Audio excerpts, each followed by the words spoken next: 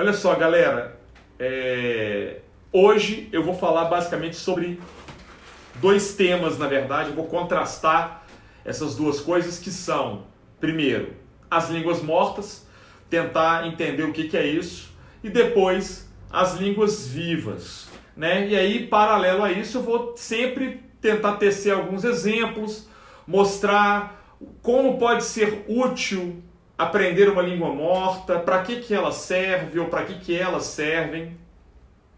Elas podem ser considerados patrimônios da humanidade, verdadeiros tesouros ou não.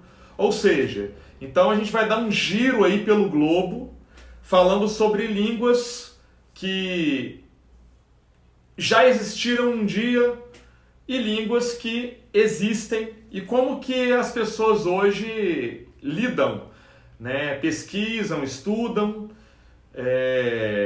e se aproximam dessas línguas conhecidas ou ditas como mortas. Eu acho que é legal falar que toda terça-feira, às 20 horas, eu proponho essas aulas ao vivo. O Graziano entrou, em que eu sempre elaboro um tema específico e esse tema é desenvolvido no decorrer da semana, às vezes baseado em observações que eu tenho acerca do mundo das línguas e às vezes baseado em aulas que eu já dei ou leituras que eu já fiz ou bate-papos que eu já tive em rodas de conversa, mais informais ou mais formais, enfim. E parte aí, obviamente, da minha vivência dentro do mundo das línguas, desse universo das línguas que já passam aí mais ou menos 28 anos dedicados a isso. Parte desses 28 anos de forma amadora e parte deles, grande parte já profissionalmente, né? Então, talvez aí em 28 anos, 13 anos profissionalmente e os 15 primeiros anos de forma amadora, apenas como um hobby. Então, vamos partir do ponto que eu estabeleço hoje essa aula. Primeiramente, vamos entender o seguinte. Hoje nós temos cerca de 7.000 línguas no globo. Quando eu falo 7.000 línguas, são línguas que são consideradas línguas vivas. Que para alguns autores, elas são verdadeiros organismos vivos ou sistemas dinâmicos que se modificam a todo instante, elas sofrem influência externa, elas influenciam também o meio externo. Ou seja, aqui eu estou tratando a língua, ou uma ou várias, como verdadeiros sistemas. Sendo elas sistemas, a gente pode pensar, elas estão em expansão. Elas estão se contaminando a todo instante com outras línguas e estão contaminando outras línguas. Ou seja, eu digo contaminar no sentido de influenciar. Elas são influenciadas e influenciam. Enquanto eu estou aqui falando sobre isso, acredito que só na língua portuguesa, nesse momento, devem estar surgindo palavras e expressões novas nas ruas das cidades brasileiras, nos países que falam língua, têm a língua portuguesa como língua oficial. Ou seja, isso se eu pensar na língua portuguesa. Mas nas outras línguas do mundo, elas estão se desenvolvendo numa velocidade maior ou menor. Vamos pensar no caso da língua inglesa, por exemplo. É uma língua que surge vocabulário novo a todo instante. Porque o contato, as pessoas usam a língua inglesa hoje de uma forma muito intensa, em âmbito global. É a língua da globalização, se tornou a língua universal. Então, cada lugar onde é falado como língua oficial por pessoas nativas e por pessoas que estão aplicando essa língua, que no caso é a língua inglesa, no dia a dia, eles vão modificando. Modifica formas de pronunciar, modifica palavras, formas de escrever, formas de construção frasal. Ou seja, eu estou dando um exemplo do inglês, mas isso pode ocorrer, na verdade, com qualquer outra língua. Claro que existem línguas que às vezes têm grupos muito reduzidos, muito restritos de falantes. né? Às vezes tem uma língua que tem 40 falantes apenas, e aí o que é falado pelos linguistas e os teóricos em geral são línguas que estão entrando em um processo de extinção. Da mesma forma que nós falamos que espécies animais entram em extinção a todo instante no globo, línguas também podem ser consideradas, pensando em línguas vivas, como organismos vivos, sistemas, elas também podem vir, infelizmente, a entrar num processo de extinção.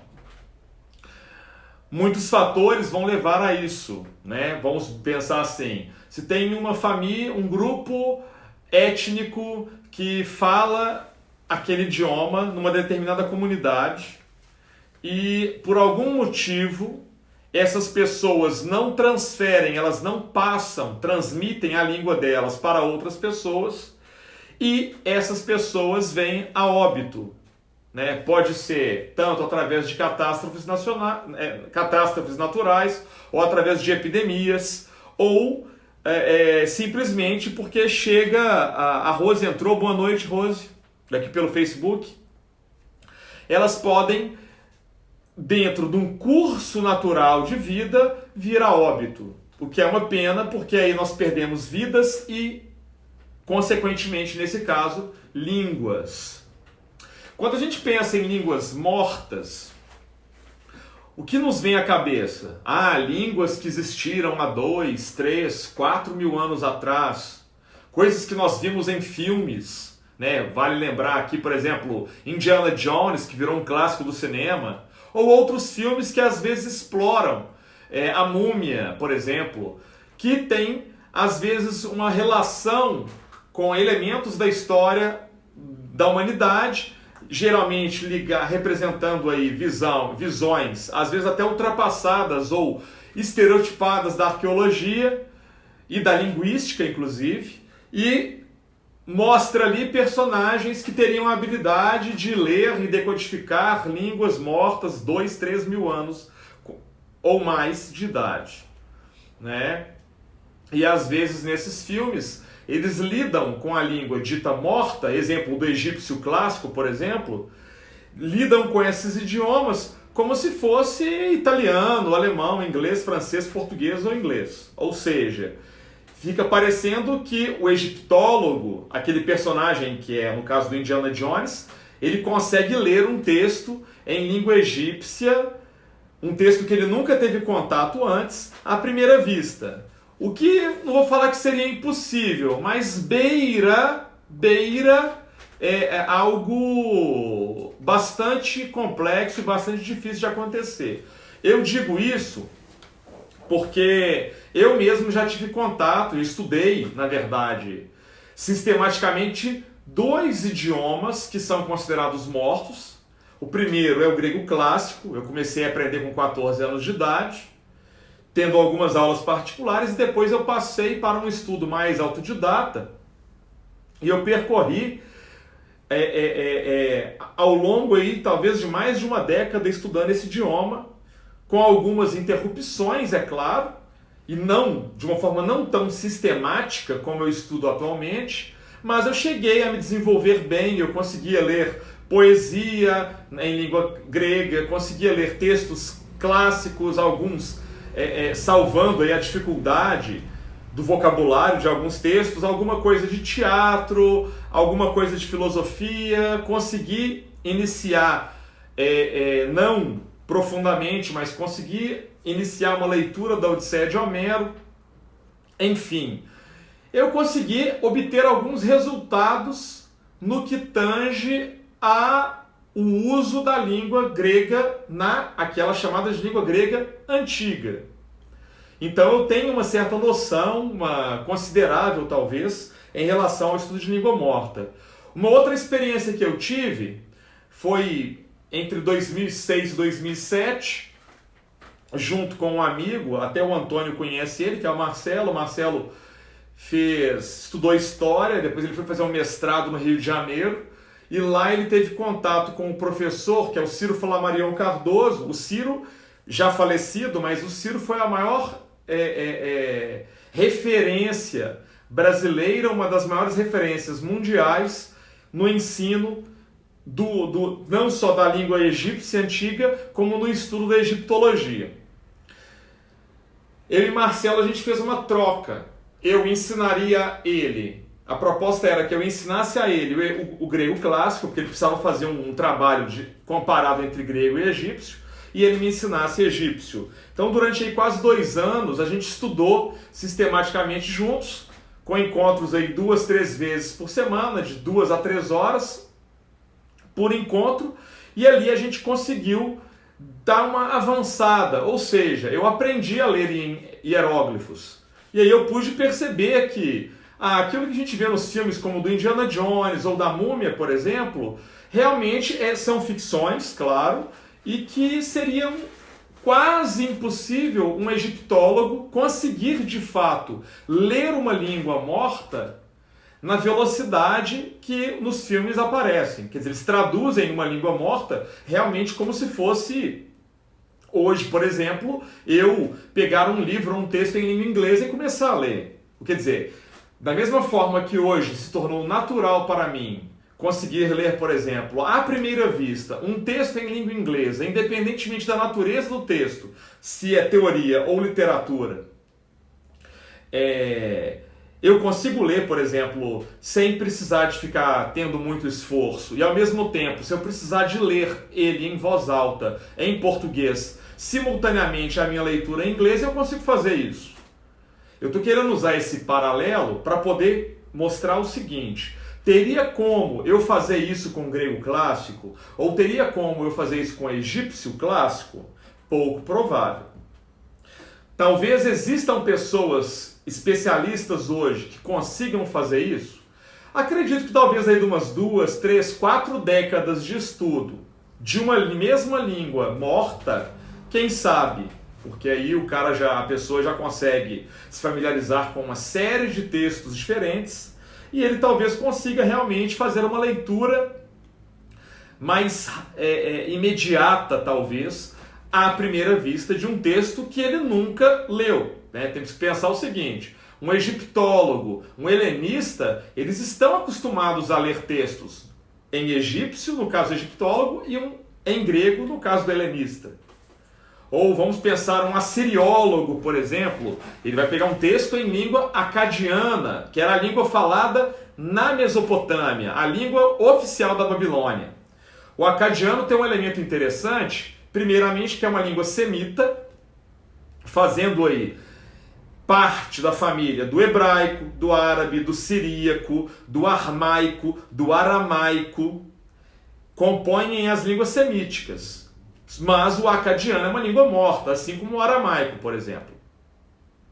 O que acontece no caso do acadiano é que era escrito em escrita cuneiforme, que era aquela das tabuinhas de argila, semelhante aí à escrita que nasceu na Suméria, e que algumas línguas, como o persa antigo, que é uma língua indo-europeia, e o hitita, que também é uma língua indo-europeia, ambas mortas, tanto o persa antigo quanto o hitita são línguas mortas, apesar que o persa, assim como o grego, tem hoje as versões modernas, vamos dizer assim, mas são coisas diferentes. Essas línguas também eram escritas em cuneiforme. Quem quiser depois aí, digita aí na internet cuneiforme, que é basicamente cune, vem de cunha, ou seja, escrita de cunha, que era uma escrita em argila. Então, fazia uma espécie de gravetinhos. Não confundir aí com a escrita do Japão e da China, são coisas diferentes. Mas essa língua, por exemplo, é interessante. Então, assiriólogos, eles têm a habilidade, ou vão desenvolver a habilidade de fazer leituras nesse idioma, assim como o egiptólogo em egípcio e o helenista em grego. E aí existem especialistas em âmbito mundial de várias das línguas mortas no mundo.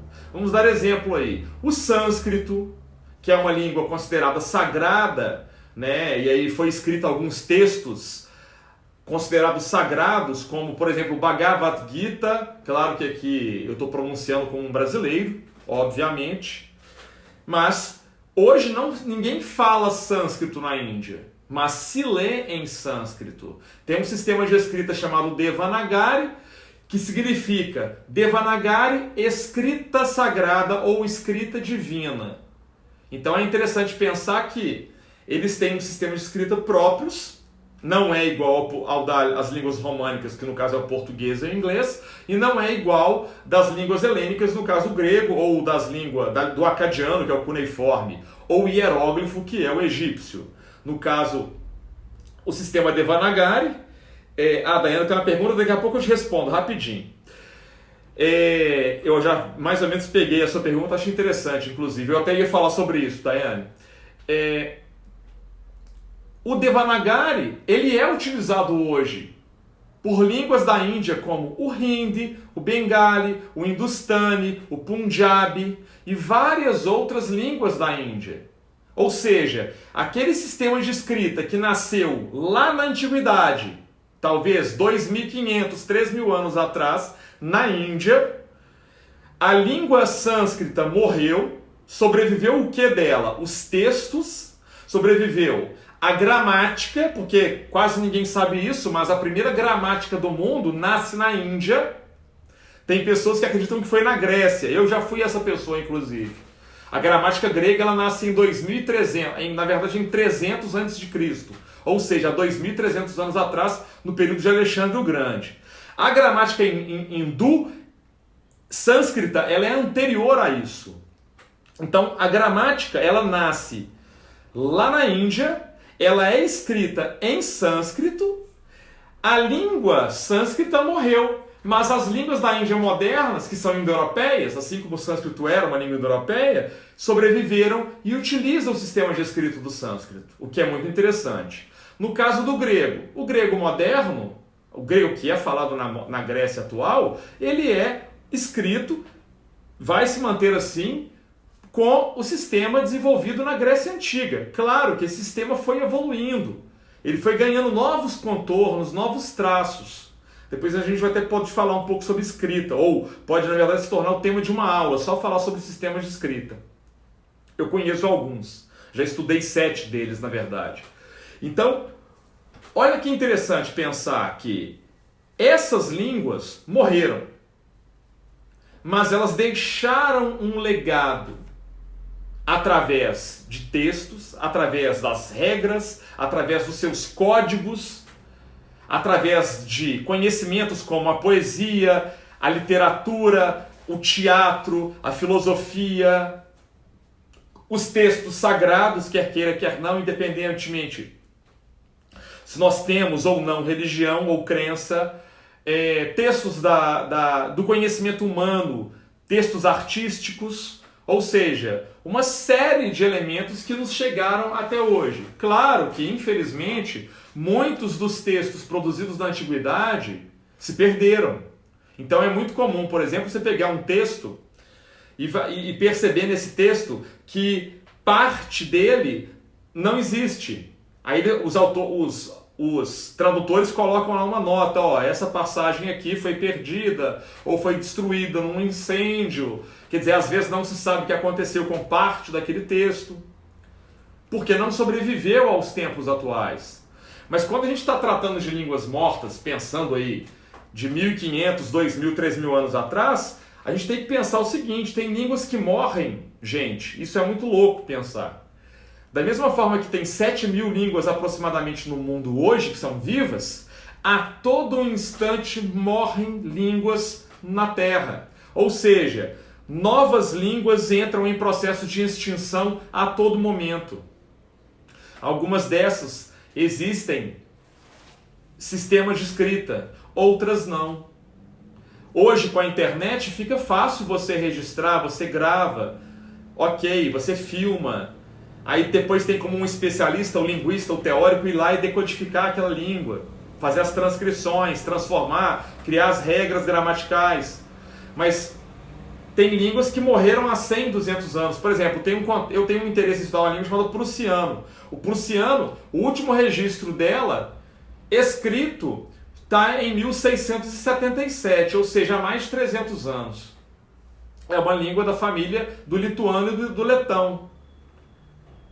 As pessoas pensam, prussiano é uma língua germânica. Não, é uma língua báltica. Foi uma língua báltica. Mas, por exemplo, eu estive na Lituânia há 2 anos.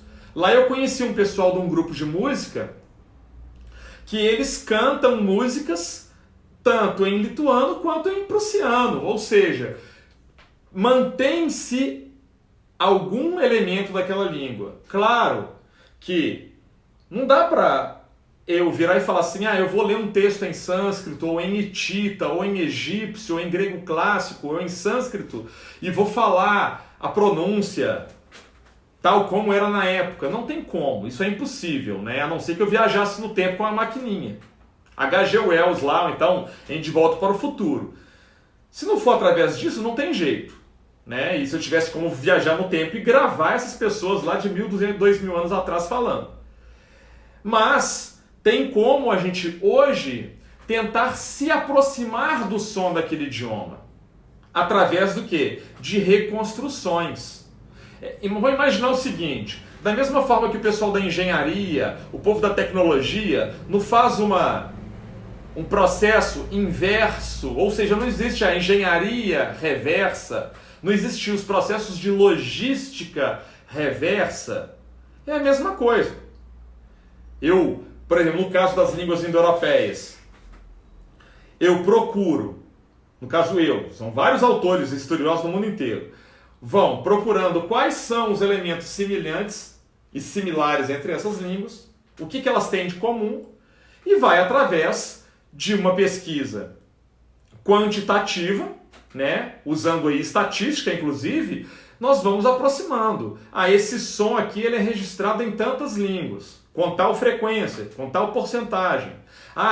Esse tipo de vocabulário aparece em tantas outras línguas.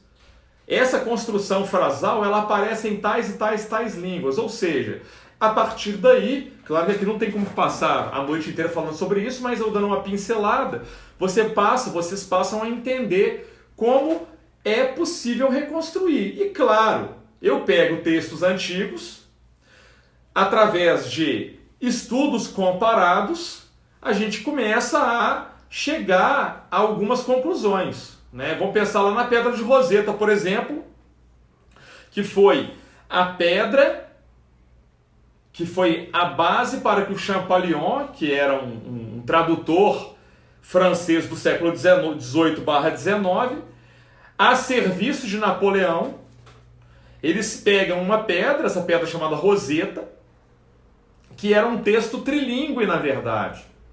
Estava escrito em grego, da época, em egípcio e em demótico. O que o Champollion percebeu? Que ele via sistematicamente um nome, na verdade 2 nomes, Cleópatra e Ptolomeu. Aí ele começou a perceber que, peraí, em grego aparece essa palavra aqui, Cleópatra e Ptolomeu, ou seja, pelos nomes. A partir dos nomes ele começou a tentar localizar na pedra onde que poderia estar aqueles nomes escritos, no caso da língua egípcia. Vale lembrar que ele já sabia copta, que também é uma língua que se usa já morta, que se escreve com o alfabeto helênico, com acréscimo de 6 letras egípcias, na verdade. O copta é o que deu a matriz para que o São Cirilo e o Metódio, no século VIII d.C., na região que hoje é chamada de Rússia, desenvolvessem a escrita cirílica, né? Usada aí nos dias atuais pelos russos, os sérvios, os macedônios, inclusive os mongóis. Quer dizer, na Mongólia se escreve hoje em cirílico, o mesmo alfabeto russo. Ou seja, o Champollion, ele fez o quê?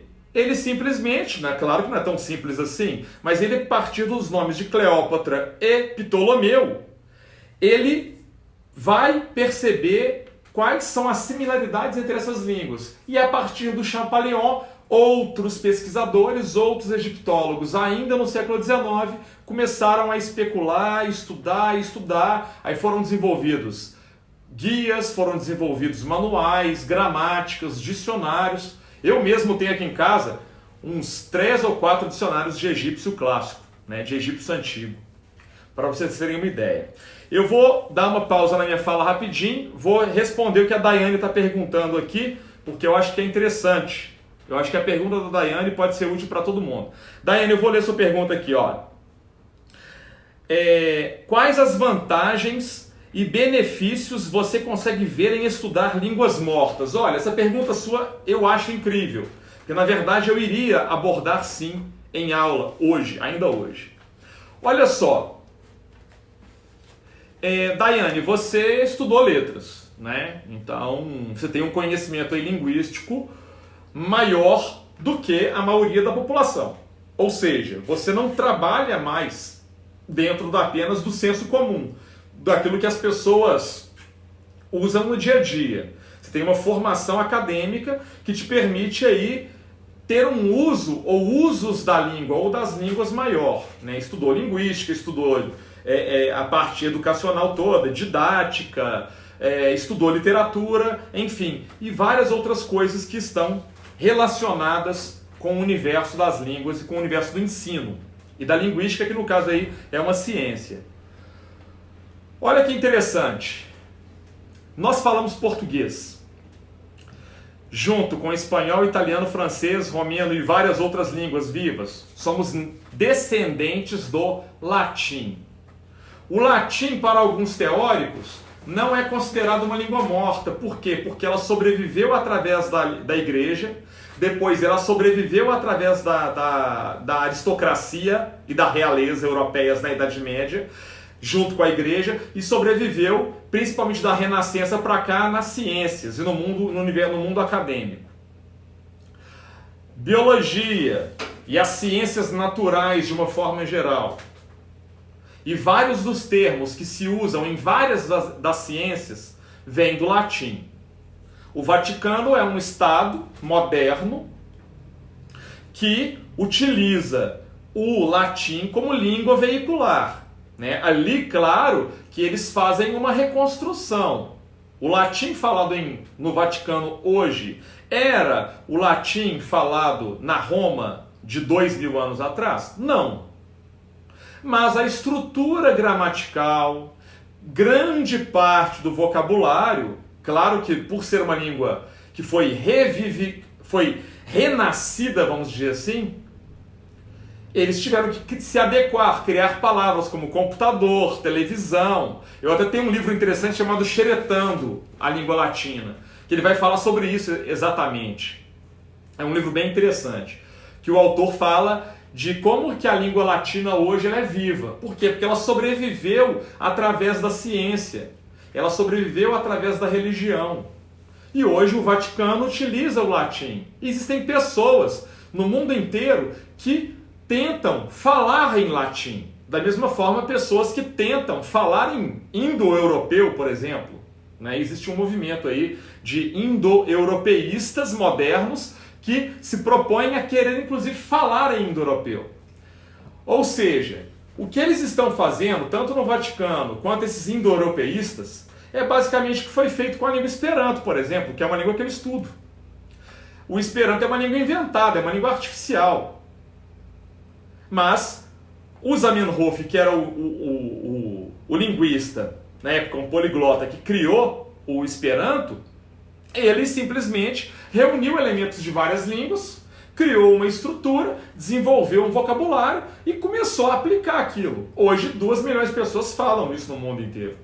Então, o Esperanto deixou de ser um projeto e virou uma língua. Ela não é uma língua natural, é uma língua artificial, mas dos anos 90 para cá já existe, do século 20, já existem pessoas que são nativas de Esperanto. Por quê? Porque são filhos de esperantistas que os pais, desde criancinha, falam com eles em casa. Entrando mais a fundo agora na sua pergunta. Você já parou para pensar a compreensão que você pode ter do português, do italiano, do francês, do espanhol, ao saber latim, por exemplo? E aí eu vou um pouco mais além. O latim nos permite a entender uma série de regras de uma série que a gente encontra em uma série de línguas modernas, como o alemão, como o russo, como o polonês, como o lituano e várias outras que usam o quê? Um sistema de declinação que é similar ao que o latim usava. Então, para nós que estudamos línguas, por exemplo, saber o latim passa a ser útil. É claro que, além disso, você pode pensar o seguinte: eu gostaria de aprender a ler no original textos clássicos da filosofia, da literatura, da poesia, textos sacros, litúrgicos, documentos originais escritos em quê? Em latim. Eu, particularmente, prefiro ler textos no original do que traduções. Claro que eu não tenho condição de ler textos originais em várias línguas, mas pelo menos numas 8 aí eu me garanto. Então é uma questão de vontade, né? Eu gostaria de ler ao máximo possível. O grego, por exemplo, se a pessoa sabe grego moderno, ela vai pegar um texto, por exemplo, a Odisseia e a Ilíada de Homero, no original, ela vai passar um certo sufoco. Eu sei porque eu tenho versões da Odisseia e da Ilíada em grego moderno. São muito diferentes da versão em grego clássico. A língua se modificou demais. Muitos elementos do grego clássico não sobreviveram aos dias atuais. Alguns elementos gramaticais, inclusive. Claro que a base do vocabulário, as raízes etimológicas, são as mesmas. Então, por exemplo, nós aqui no Brasil que falamos português, e a gente quer aprender grego e latim, por exemplo, isso nos ajuda muito a compreender o nosso próprio idioma, a nossa própria língua. Eu, por exemplo, tenho um dicionário aqui só de helenismos na língua portuguesa. São mais de 5.000 palavras de origem grega na língua portuguesa moderna, para você ver como é importante saber uma língua morta. Claro que, Daiane, eu entendo a sua objeção, e normalmente as pessoas vão ter essa objeção mesmo. Mas por que eu vou aprender uma língua morta? Porque eu não vou me comunicar com as pessoas. Realmente, se você está preocupada, ou para qualquer pessoa, se está preocupado ou preocupada em saber uma língua apenas para a comunicação oral, aí eu concordo que a língua morta passa a não ser útil. Mas, se você tem interesse em ler em língua original, textos em acadiano, sânscrito, hitita, persa arcaico, egípcio e outras línguas que já existiram, prussiano, aí muda de figura, né? Porque aí passa a ser interessante você querer buscar o conhecimento de uma língua morta. Eu te falo o seguinte: hoje atualmente eu me dedico apenas ao estudo de línguas modernas vivas. Apenas. Mas o que eu aprendi de línguas mortas, principalmente do grego, que foi minha primeira língua estrangeira, olha que interessante, minha primeira língua é o português, nativa. Mas a minha primeira língua estrangeira foi o grego clássico. Isso mudou a minha cabeça muito.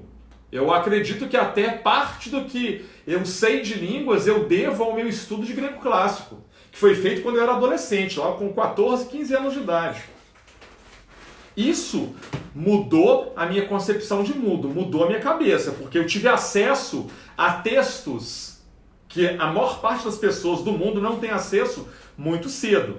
E isso para poder aprender, por exemplo, quando eu fui aprender a estudar alemão pela primeira vez, eu fui estudar russo, depois estudar lituano, que são línguas que têm declinação, na minha cabeça foi muito simples entender declinação. Por quê? Porque em grego clássico tem declinação. Eu também estudei grego moderno, há uns 20 anos atrás. Grego moderno também tem declinação, assim como o latim.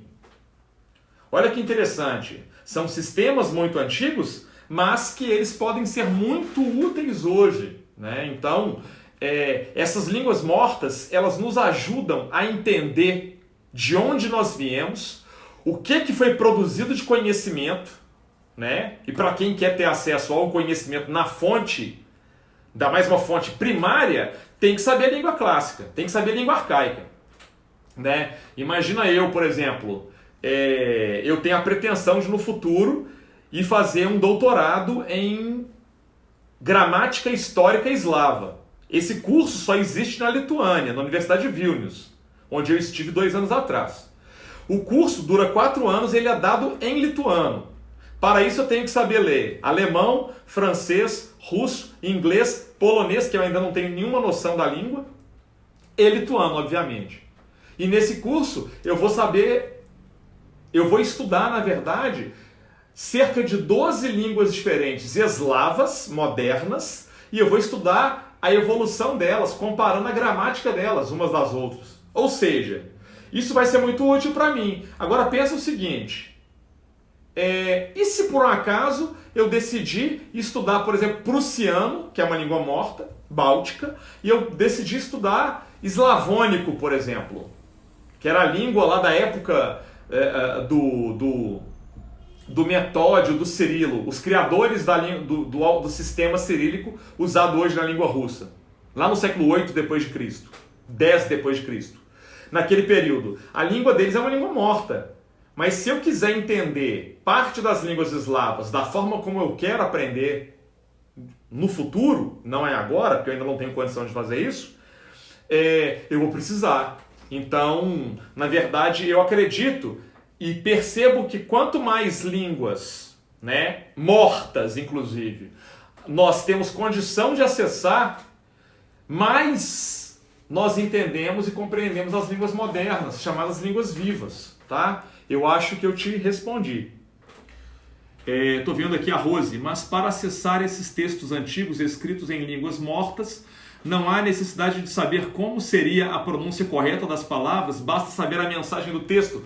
Olha só, a Rose falou uma coisa muito interessante. Ô Rose, vamos pensar uma coisa aqui. Essas línguas estão mortas. Então, na verdade, você não precisa saber como era pronunciado. Você precisa saber exatamente como se lê aquela língua. Você tem que saber o que certa palavra significa. Como a estrutura gramatical daquela língua é. Primeiro, sendo um sistema de escrita já morto, por exemplo, em egípcio, você tem que aprender também a ler em hieróglifos. É um dificultador. Não é impossível, mas é um dificultador. No momento que você aprendeu a ler o sistema de escrita e se acostuma com ele, começa a estudar o vocabulário, estudar as regras gramaticais daquele idioma, você vai precisar de uma pilha de dicionários, porque não dá para você estudar isso em 2 meses apenas. Vai ser um trabalho que você vai ter que se debruçar, claro que vai precisar de muita paciência, muita disciplina e muita dedicação, mas você vai chegar ao ponto de ler esses textos no original. Muitas pessoas me perguntam, porque estamos num país que grande parte é católica e grande parte é evangélica. Então, no Brasil, muitas pessoas querem, dentro das igrejas, estudar, por exemplo, grego clássico, latim e hebraico. Por quê? Porque são as línguas que foram utilizadas para a Bíblia.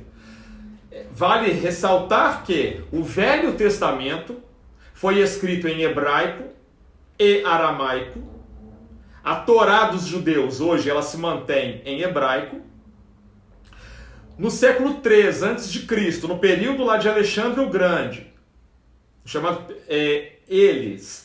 é traduzido para o grego clássico os textos que a gente chama hoje de Novo, de Velho Testamento. Então passa a ter aí a versão, ou os livros em escrita hebraica, aramaica, e os livros em grego, o grego daquela época. A partir desses textos é que Jerônimo, que a Igreja Católica transformou em um santo, como São Jerônimo, faz a primeira tradução para o latim, chamada de Vulgata, porque ela não foi escrita em texto clássico, e sim em texto vulgar. Tem uma diferença aí. Quem quiser depois, faça o Google, vai na pesquisa, a Wikipédia, para saber o que é isso. E muitos tradutores, na Idade Média, principalmente depois do advento da imprensa, lá com Gutenberg na Alemanha, e aí, após Martinho Lutero, na Reforma Protestante, vão começar a traduzir a Bíblia do latim ou do grego, no caso do Velho Testamento, para as línguas modernas. O Novo Testamento, ele é escrito originalmente em grego. Mas a gente vale lembrar, é exatamente o mesmo grego que foi traduzido o Velho Testamento primeiramente? Não! A distância deles era de mais ou menos 300 anos. Gente, em 300 anos a língua muda demais, ela se modifica muito. Vale aí, pega um texto aí em português de Camões, por exemplo, um texto aí do Pero Vaz Caminha, pega um texto aí do século XVI, XVII, XVIII em língua portuguesa, a gente vai ver que tem muita distinção. A língua grega, ela se modificou muito. Então, é o mesmo texto, não é a mesma língua?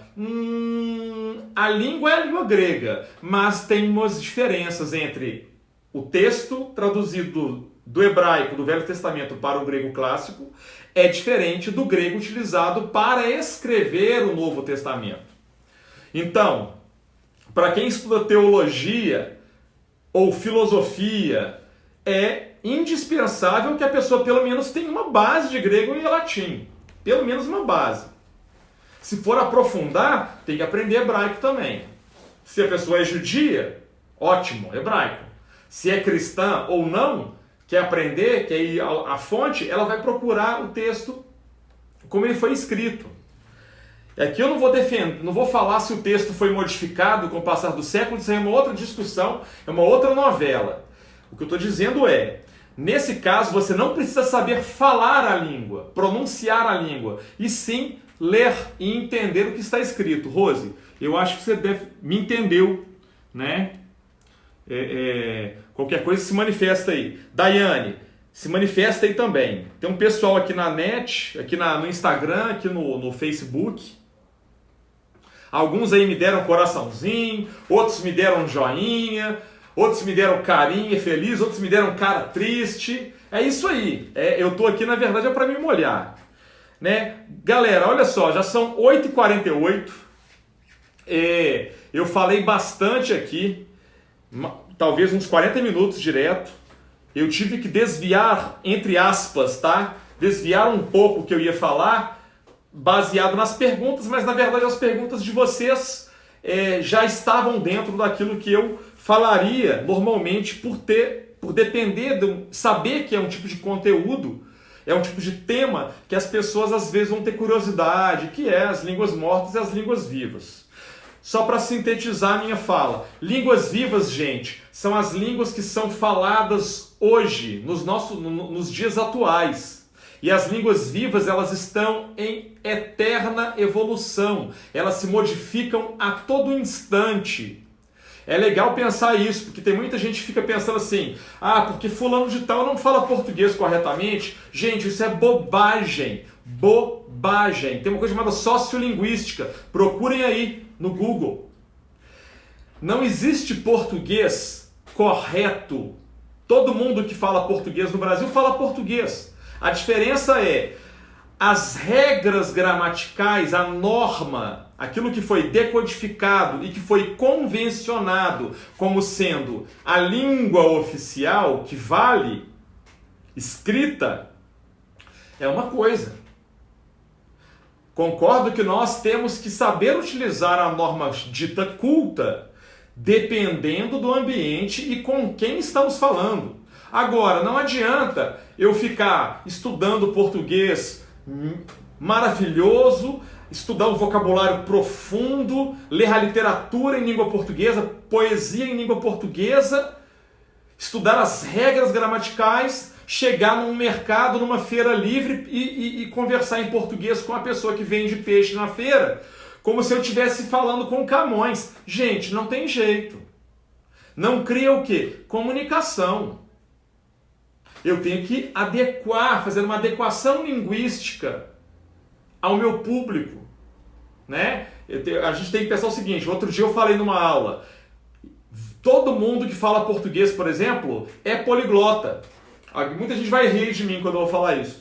Mas não é para rir não, olha só. Poliglota porque você fala várias línguas portuguesas. Assim como eu falo várias línguas portuguesas. Porque eu converso em português com minha mãe, com meu pai de um jeito. Com os meus sobrinhos de um outro jeito. Com adolescentes que eu dou aula de um outro jeito. Com um menino que vende bala na rua de um outro jeito. eu dou aula, eu falo de um outro jeito, quer dizer, eu adequo a minha língua, o meu falar nas dezenas ou nas várias realidades e situações que eu me encontro. Vai depender da ocasião. Então, as línguas elas estão em completa mutação. A língua morta, para terminar minha fala, a língua morta, o que acontece?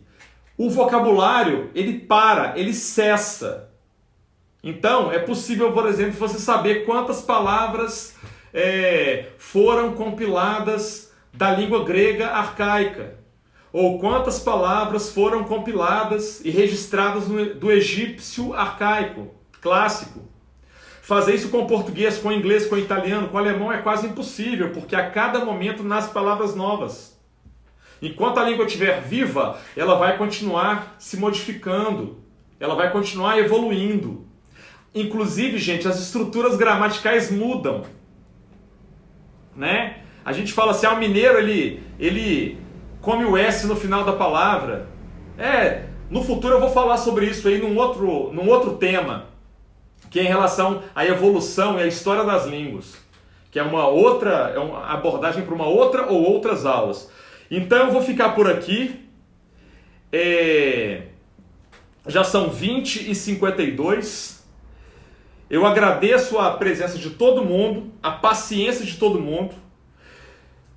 Quem quiser, lembre que no meu site www.wallacearmani.com.br tem um registro lá, um cadastro gratuito para poder receber essas videoaulas gravadas, às vezes um dia ou 2 ou até 3 dias depois, e eu faço atividades propostas, que são perguntas ou dicas para a pessoa fazer em casa no seu próprio tempo, baseado em cada aula, né? E aí é interessante, quem quiser receber toda semana essas aulas lá gravadas, porque as aulas ao vivo, às vezes a pessoa não tem como fazer parte, às vezes não tem como ela estar aqui comigo nesse horário de terça-feira. Mas semana que vem será a 12ª aula, às 20 horas. Agradeço, abraço a todos.